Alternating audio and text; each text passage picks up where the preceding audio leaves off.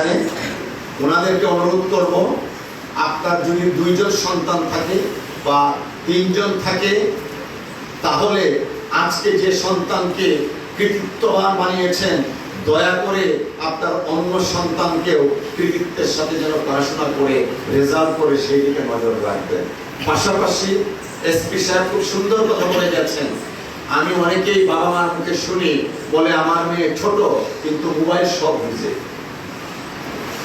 এই যে মোবাইল সব বুঝে, আমরাও চাই টেকনোলজির সাথে এনকাউন্টার করতে, টেকনোলজিকে গ্রহণ করতে আমাদের বাচ্চাদের, কিন্তু হাউ ফার, অর্থাৎ কতটুকু আমরা অ্যালাউ করব, সেটা কিন্তু আমি বাবা মা হিসাবে আমাদেরকে নির্ধারণ করতে হবে। তথ্যের এই অবাধ প্রবাহের যুগে আমাদের সন্তান কখনো কখনো এই মোবাইল ফোনে তার বিপথে যাওয়ার একমাত্র মাধ্যম হয়ে দাঁড়ায়। আজকে যেহেতু হ্যাপেন টু বি, অর্থাৎ মানে কি বলবো, সৌভাগ্যক্রমে আমার ছেলে আমার সাথে এসছে এবং আপনারাও পরিচয় করিয়ে দিয়েছেন। আমি দেখেন, আমার ছেলে কিন্তু জেনজি, অর্থাৎ এই জামানার এই জন্ম, মোবাইলের জামানায় জন্ম, কিন্তু আমি আমার ছেলেকে আমি পিতা হিসেবে গর্ববোধ করি, ধন্যবাদ দিই।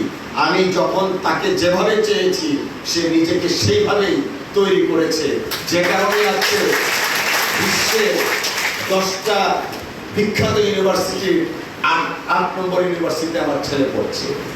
তাকে আমি চেষ্টা করেছি পিতা হিসাবে সুশিক্ষায় শিক্ষিত করতে, তাকে আমি চেষ্টা করেছি সম্মান দিতে, গুরুজনদেরকে শিখাতে।